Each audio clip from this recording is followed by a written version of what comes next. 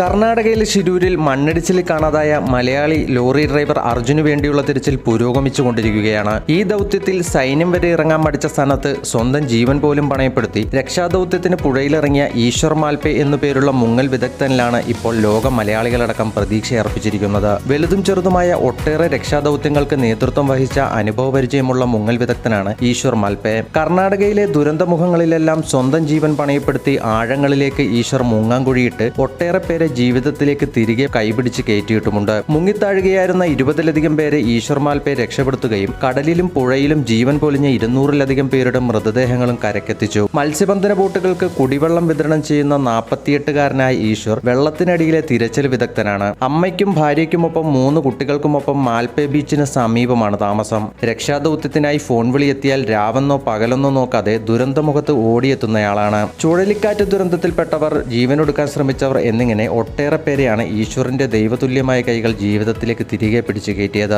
വർഷത്തിൽ നല്ല രീതിയിൽ മഴ ലഭിക്കുന്ന ഉടുപ്പിയിൽ പലതവണ കരകവിയുന്ന നദികളുള്ള നാട്ടിൽ ഈശ്വറിന്റെ ദൗത്യം നിർണായകമാകാറുണ്ട്. ഒരാൾ വെള്ളത്തിൽ വീണ് കാണാതായാൽ ആദ്യം പോലീസിന്റെ വിളിയെത്തുക ഈശ്വറിന്റെ നമ്പറിലേക്കായിരിക്കും. ഈശ്വറിന്റെ സേവനം വിലമതിക്കാനാകാത്തതെന്ന് പോലീസും സാക്ഷ്യപ്പെടുത്തുന്നുണ്ട്. 13 വർഷം മുമ്പ് 10ാം ക്ലാസ്സിൽ തോറ്റതിന് മാൽപേക്ക് സമീപം കടലിലേക്ക് ചാടിയ പെൺകുട്ടിയെ അതിസാഹസികമായി ഈശ്വർ രക്ഷപ്പെടുത്തിയിരുന്നു. മനുഷ്യരെ മാത്രമല്ല, ഭീമൻ തീരയിൽ തീരത്ത് നിന്ന് ഉൾക്കടലിലേക്ക് പോയ ഒട്ടേറെ മത്സ്യബന്ധന വള്ളങ്ങളെയും ബോട്ടുകളെയും നിയന്ത്രിച്ച് കരക്കെത്തിച്ചിട്ടുമുണ്ട്. ജന്മന തന്നെ ഭിന്നശേഷിക്കാരായ 3 കുട്ടികളുള്ള വീട്ടിൽ സാമ്പത്തിക ബുദ്ധിമുട്ടുകൾ ഏറെയുണ്ടെങ്കിലും പണം ഒരിക്കലും തന്നെ സ്വാധീനിച്ചിട്ടില്ലെന്ന് മാധ്യമങ്ങൾക്ക് നൽകിയ അഭിമുഖത്തിൽ ഈശ്വർ മാൽപേ പറയുന്നു. എല്ലാ ദൗത്യങ്ങളിലും കുടുംബത്തിന്റെ സപ്പോർട്ടാണ് ഈശ്വറിന് പ്രചോദനമാകുന്നത്.